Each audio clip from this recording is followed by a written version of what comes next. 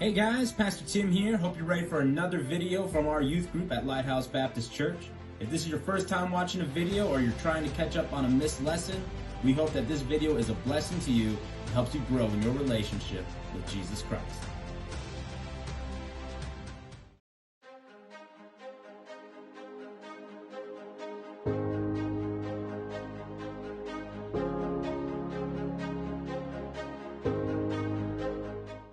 Continuing through our series on 1 Corinthians. Tonight, it's going to be a little different in how I usually do the lessons. We're actually going to go through verse by verse instead of just points. But what I'm going to point out is this chapter and possibly the next couple lessons. We're going to look at Paul is addressing what seems to be questions that are given to him from the church of Corinth, or if not questions, then definitely issues that he wants to address that they're probably having questions about. So obviously you see up here on the screen, this is going to be like a three-part lesson probably, or at least two-part. He's going to cover questions about marriage, singleness, marriage, divorce, remarriage. He's going to cover all that pretty much in chapter 7.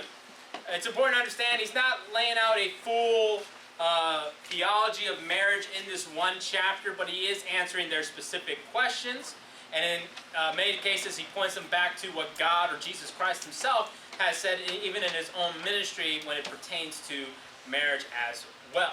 So we're going to go through the first 9 verses of chapter 7. So let's just read through it really quick, and then we'll go back up to the top. And one thing I want you guys to notice when we go through this, I don't think I do this a lot in the lessons, but I'm going to define some words for you guys that you may see and be like, oh, what does that mean? Or I have an idea what that means, but what does it mean in the context of this verse? And I want you guys to kind of, when we do that, I want you to understand that this is something that you guys can do. All right? You guys, how do you guys look up the definitions of words? Dictionary. Wow, all right, you guys can do this. Okay? You guys can look up if there's any, because one complaint you'll have when people talk about reading the Bible, especially when it's the King James Version or something like that, you'll have people complain. And what's really funny is, I would not say all the time, but oftentimes people that will complain, it's just a flippant thing of saying like, oh, it's hard for me to understand, but in reality, they themselves have not really been reading it like they should. So what I hope you guys kind of get from this lesson tonight is that this is something you can easily do yourself. Look up these words if you ever have a question. Studying God's Word is just that. It takes effort, okay? How many guys like to read? All right, put your hands down. How many guys can read? Let me put that up there. Yes, put your hands down. You guys understand it's even if you like to read, you enjoy reading, or maybe if you're just reading for study, how many guys understand it's very possible for you to just be reading and then all of a sudden realize, wait a minute, what did I just read? Like your mind went blank or something like that. Put your hands down. And that's what I want to get across. When someone complains oftentimes about it's hard to read the Bible or something like that, or they're not getting anything out of studying or reading their Bible, is that they're not really always, and this is not a generalization, but sometimes it has to do with the fact that they're not putting the effort in to actually study or meditate on what they are reading, okay? Many times it's just like you that time when you're reading your novel and you all of a sudden realize after a paragraph, wait a minute, what happened the last couple of pages that I just read? That's why I encourage you guys all the time, if you want, keep a journal, something like that. When you're studying God's Word, write things down. When you do come across things you don't understand, look it up. Yes, take the effort. It's a lot easier today, guys. If you don't have a cell phone yet, you have devices around you that you can get on and to look up these words and so forth. So I hope this encourages you in that effort. So anyway, we're covering questions about marriage. We're getting verse 1. It says, now concerning the things whereof you wrote unto me. So they wrote these things to him, whether they stated it in specific questions. We can't say for certain, but it is quite possible. Paul says this, it is good for a man not to touch a woman. Nevertheless, to avoid fornication, let every man have his own wife, and let every woman have her own husband. But the husband render unto the wife due benevolence, and likewise also the wife unto the husband. The wife hath not power over her own body, but the husband, and likewise also the husband hath not power over of his own body, but the wife. Defraud ye not one another, except it be with consent for a time, that ye may give yourselves to fasting and prayer, and come together again, that Satan tempt you not for your incontinency. But I speak this by permission, and not of commandment. For I would that all men were even as I myself, All right, he's referring to the fact that he's unmarried. But every man hath his proper gift of God, one after this manner, and another after that. I say therefore to the unmarried and widows, it is good for them if they abide even as I, remaining unmarried. But if they cannot contain, all right, let them, like if they cannot avoid fornication, let them marry, for it is better to marry than to burn. All right, and he likens committing fornication unto burning, okay? All right, so we're going to jump back to verse 1, okay? So if you weren't able to gather in those verses, yes, it's questions about marriage, but he is talking about fornication and other things like that. So yes, a lot of things he's addressing in this passage has to do with sex and its proper place, okay? So go to verse 1 where he says, now concerning the things whereof you wrote unto me, okay, this is what you wrote, it is good for a man not to touch a woman, okay? Now the word touch there, this is where some context is needed, because we all understand what the definition of touch is, like to physically contact something, okay?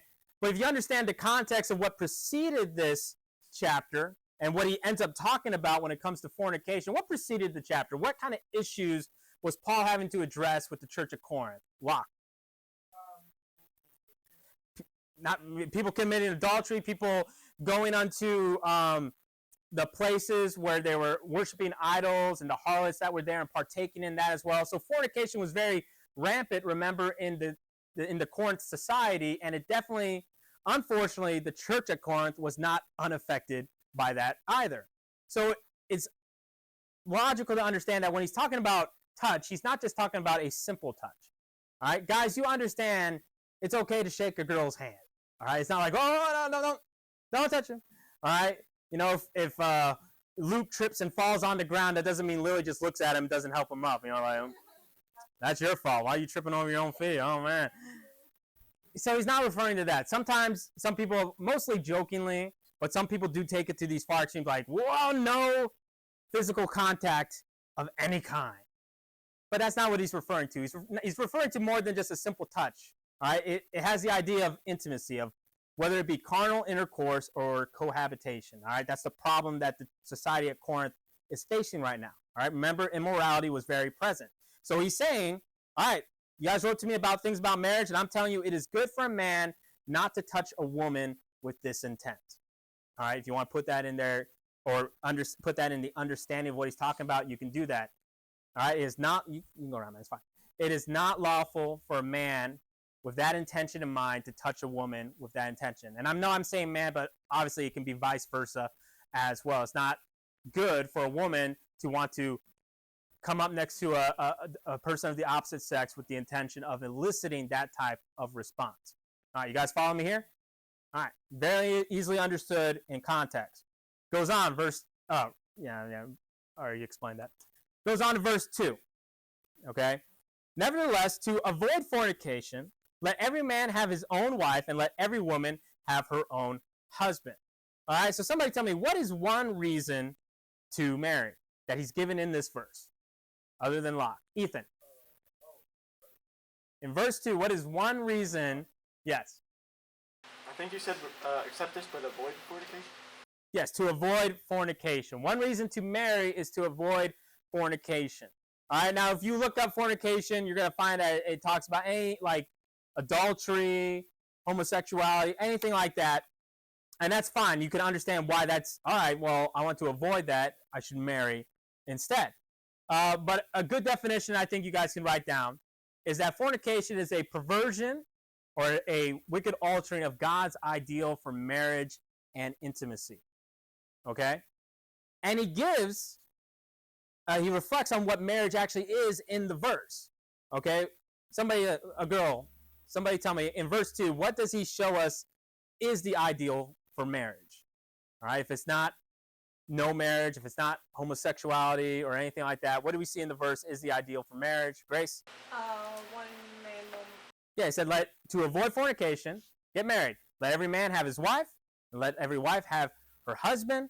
Okay, not let every wife have her wife or every husband have his partner, whatever it is. And that's a whole nother thing I don't like when people just refer to their opposite sex wife or anything like that as a partner. It kind of takes away a lot of the intimacy in my mind of that. But anyway, It's a perversion of God's ideal for marriage and intimacy. All right, it's clear in this verse that God does not approve either of homosexuality or anything in the LGBTQ, and definitely doesn't approve of polygamy or anything like that, even though we see people in the Old Testament commit that as well. That doesn't mean God condoned it. Genesis 2:24. Okay, when God, after God created Eve, he said, "For this reason shall a man leave father and mother, and shall cleave unto his wife, and they twain shall be one what? One flesh." Okay, and Jesus Christ himself references that same passage in the New Testament when the Pharisees were approaching him with questions about divorce and marriage and so forth. He said, "Hey, do you not know that it was said of old, back in the prophets, back in the Old Testament, that this is what marriage is? One man, one woman for one lifetime." All right, any questions so far? All right, verse 3. Let's see here. "Let the husband render unto the wife due benevolence, and likewise also the wife unto the husband." All right, in the God-ordained boundary of marriage, sex is a wonderful and blessed thing. Okay? Now he says due benevolence. All right? And if you look at benevolence, it's goodwill or kindness. So put together with the due benevolence, that means the goodwill, kindness one is owed. Okay? As we said, in the God-ordained boundary of marriage, sex is a wonderful and blessed thing. All right? It's not to be withheld. It's something that a couple can enjoy together. Okay? Not much more we can go on that one for right now. We're going to connect it with verse 4 here. Okay? Give you guys a few moments. I know you're writing down stuff.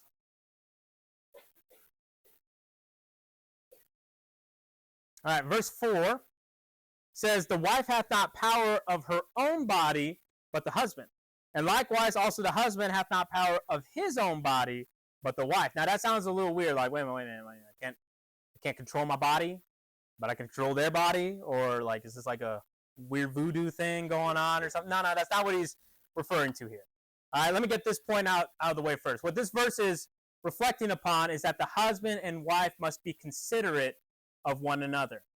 All right, because the wife is not, yes, she has power over her own body. Yes, that is true, but it's not just her own body she has power over, but she also, with the previous verse where it says, "Let them render unto one another the due benevolence," they also have to be considerate of their spouse as well.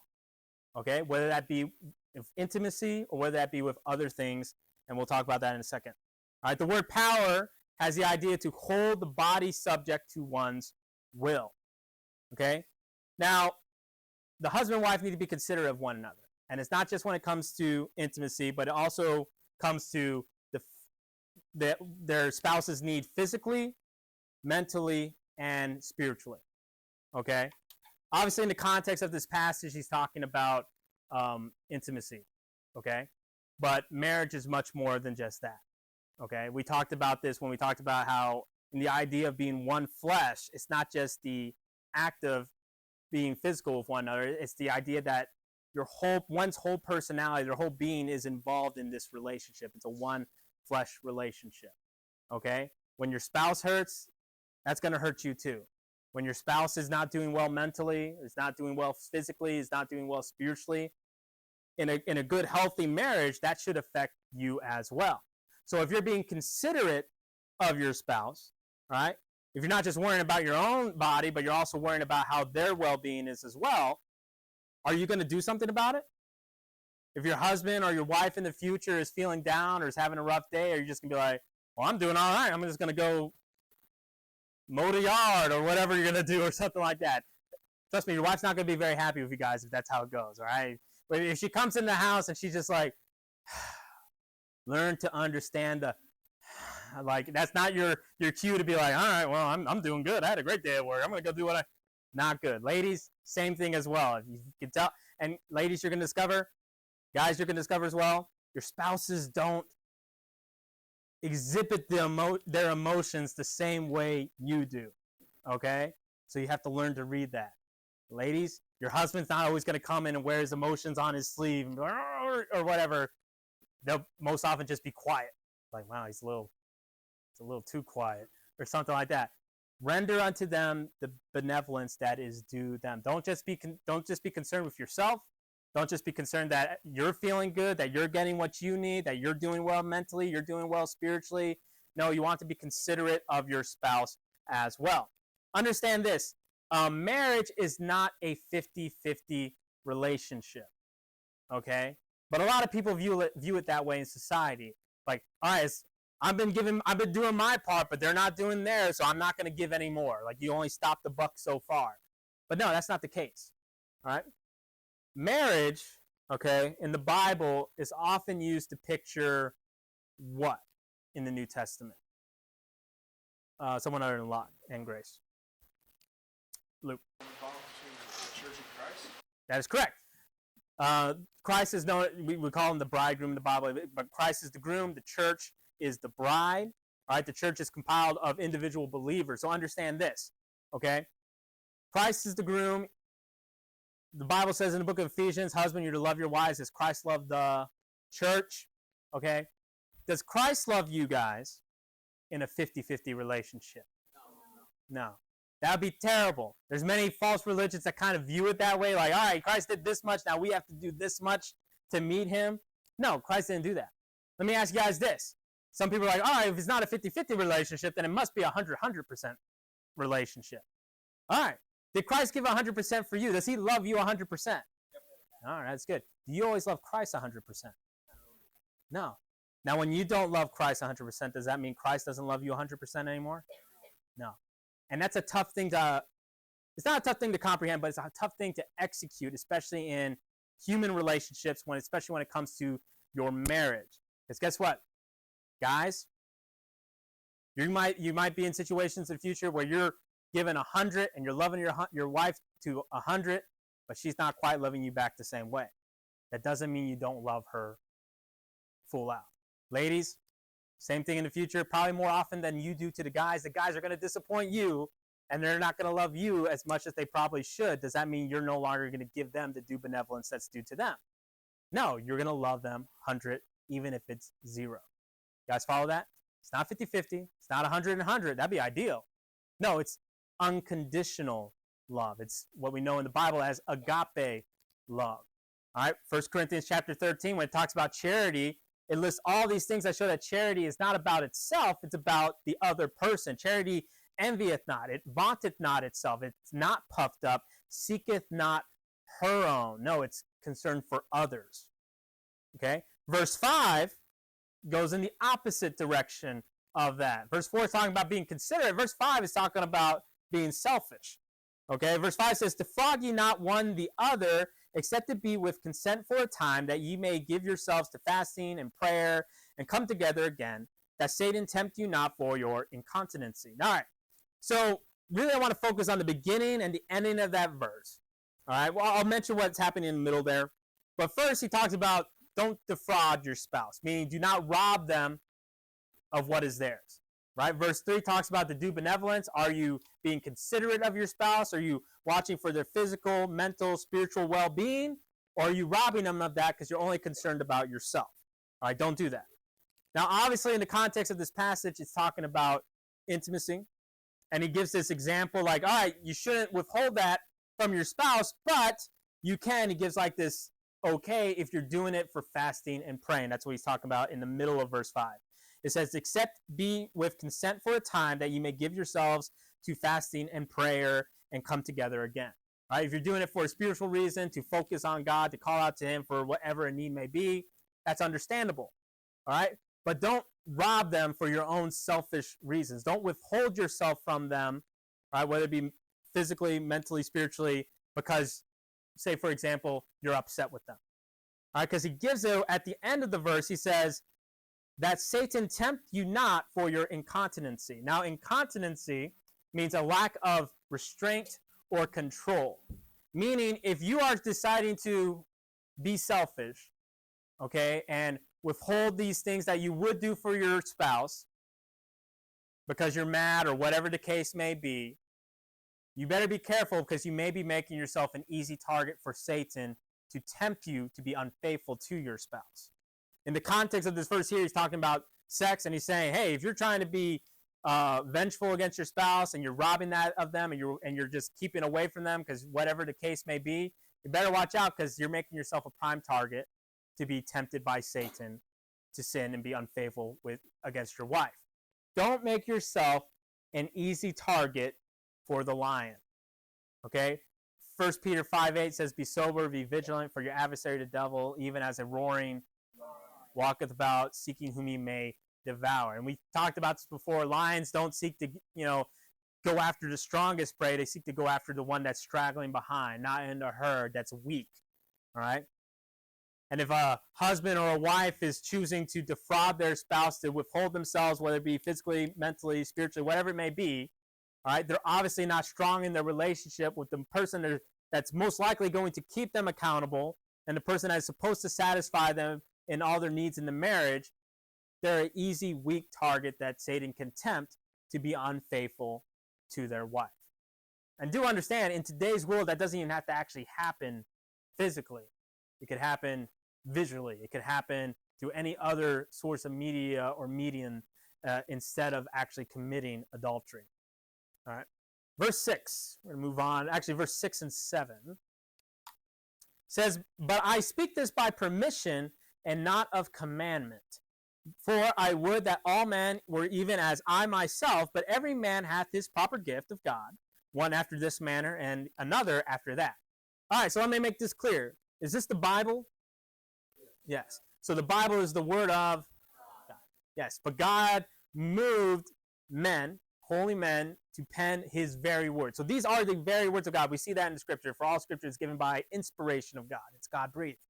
All right, but that does not mean that God did not use the personality of the author, the penman that was writing this. So yes, Paul is writing, "I speak this by permission," like this is my opinion, but in reality, it is God's word. But here's what he's getting across. When he says, "I speak by permission and not commandment," what he's saying is that these are options, not commands. Now, when he's talking about options, he's not referring to, it's optional to be faithful or not to your spouse. Of course not. But what he's talking about is he's talking about being married or unmarried. Okay, so we would call married people a couple, and we call unmarried people, we call them single. All right, nobody wants to be single. All right. Well, we'll see. Everyone has their own different thoughts on that. But here's something we see oftentimes, especially when it comes to in churches. Okay, and this pressure is out there all the time, everywhere, really. But especially in churches, you want to find yourself a good, godly young man or good, godly young woman or whatever it may be. Let me ask you guys this. Is it God's will that everyone should be married? No. You guys believe that? Is it God's will? But they say, like, hey, there's someone for everyone, right? Or there's plenty of fish in the sea, which that's a weird thing, but people say these things, all right? Because everyone goes through a phase where they want somebody. I mean, we've talked about this before, how man is a dependent being, all right? The very first thing that wasn't good in creation was that man was alone. And yeah, it's hard when people keep saying, like, hey, there's somebody for everyone. And trust me, I've seen certain couples where I'm like, wow, there must be someone for everyone. But here's the thing. Let me ask you again. Is it God's will that everyone should be married? No. So let me ask you this. If one does not marry, does that mean God was not good? All right, and that's a very important thing to understand. All right, because, guys, I'm not trying to be mean or anything like that, because we're going to get to the good part here. But it may be God's will for someone in this room that you not be married. And it's going to be very tempting in those times when everyone else, all your friends have been married and they're having these happy lives, that you think they're having these, the grass is greener on the other side type of relationships and families, that you think that God has not been good to me. But that's not the reality. In all things, God works for our good. All right, we understand that. Yes, it's not God's will that everyone be married. Therefore, if one does not get married, or if it's God's will that they be single, that does not mean God was not good to them. Because we see Paul say here in verse 7, "But I would that all men were even as I myself." Paul was unmarried.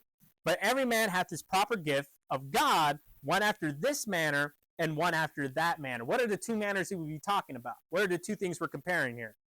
All right? Lily, what are the two things we're comparing here? Single and married. So he refers to every man has their proper what? It's in the verse, guys. Verse 7. All right? Their proper gift. So guess what God's saying, or Paul's saying here? Ultimately, God's singleness can be a gift. And oftentimes when you're in that, when you get older, you'll definitely be tempted not to think of your singleness as a gift. All right, now guys, I don't want any of you to be like 25 and just kind of be like, I feel like God is just going to want me to be single for the rest of my life. All right, it's way too early, all right? Perfect example right here, okay? But here's the thing. Singleness, if it's God's will, can be a gift. Does that mean you're going to use it as a gift? That depends how you react to it. All right? Someone help me out here. How can singleness be a gift for God? Bella. Yeah, you can relate to other people. You can relate to definitely single people and so forth. Along what Ethan said, but we give the money we didn't spend for God. All right. No. Yes. You would go to certain mission fields that wouldn't be so family friendly. That is very true. All right, I have a guy I know that I almost had come to the youth rally. Hopefully I'll get him to come next year. That he does that very thing. He's a single guy, and he's going to what they refer to as the 1040 window. He's going to countries that are definitely not very suitable for one to bring their family. What is Paul doing during this whole time in the New Testament? He's going what? He's traveling. All right, we're going to stick with money, all right? Is it cheap to be traveling around with a whole family of... No, all right? Me and Miss Christine are glad we're traveling to Korea this year. All right? We got just the two of us, but yeah, that's another blessing. You're able to, you're more flexible in your schedule and what you're able to do. But the thing is, you have to be able to see that, all right? You have to be able to pray, ask for the grace of God to understand, hey, Lord, I don't know why I still haven't found someone, but I pray you can use me even in my singleness because it can be a gift for God. All right, let's finish up really quickly. Verse 8 and 9. I say, therefore, to the unmarried and widows, it is good for them if they abide even as I. All right, still talking about being single. But if they cannot contain, let them marry. And when he says contain, he's talking about if they cannot contain their lust or whatever. Going back to verse 1, to avoid fornication, let them marry, okay? For it is better to marry than to burn. So when Paul's saying this, when he's saying, all right, so you guys don't commit sin, get married, does he mean just find the first person as, guys find the first girl that looks your way, or girls find the first guy that will even talk? No, he's not talking about doing it flippantly, okay, but with patience and discernment. We understand that. If you guys have gone through the dating series with me, you understand that as well, okay? He's not saying just do it right away, and trust me, I've met people like that too, that their whole goal when going to college is to find their future spouse. No, we need to be patient, all right? We need to use discernment. The Bible says you are to be not unequally yoked with unbelievers, okay? You don't just find the first person to sweep you off your feet. No, you want to find out who they really are. You want to be discerning in that. And then we'll end with this 4, end of verse 9, for it is better to marry than to burn, okay? Attraction, sexual attraction, lust, things like that is often described as a burning, right? It's a fire in one's soul or heart or whatever. Now, a fire, okay, we're going to do s'mores in a couple weeks, probably at the movie night. All right, am I going to set that fire for the movie night just in the middle of my backyard grass and stuff like that? Why would that be ridiculous? For me, Nevaeh, why would that be dumb for me to do? I'll set my whole yard on fire. No. So what would I have to do instead? If I want to have a fire, if I don't just do it in the middle of the yard, what should I do instead? Control it with a fire pit, with like stones, whatever it may be. And here's what I'm understanding. What that is a boundary. Okay? It's natural for man, for woman to have these desires. Okay? But if left unbounded, if left simply to the control of one's whims and the desires of the flesh, it leads to what fornication is. All right? And if a fire that I started in my yard thinking I'm just going to roast some marshmallows is going to eventually burn down my house, burn down my neighbor's house, cause this big issue. That's how wildfires work. But a fire, it's a dangerous thing, right? But a fire in its proper place, contained in a boundary, like a fire pit or a fireplace, becomes a lovely thing. It becomes something you like to put on your Christmas card. It becomes something you like to sit and talk about things with people around. All right? That's a blessed thing. It's the same thing when it comes to marriage. And that's what Paul's getting to mostly in this couple of verses is, hey, I would that people be like me and remain single, but I know you have that desire. I know you like to meet someone, and so it's better to marry and keep the fire in its proper place than to let it just run wild and cause all sorts of devastation, not just to yourself, but to other people as well.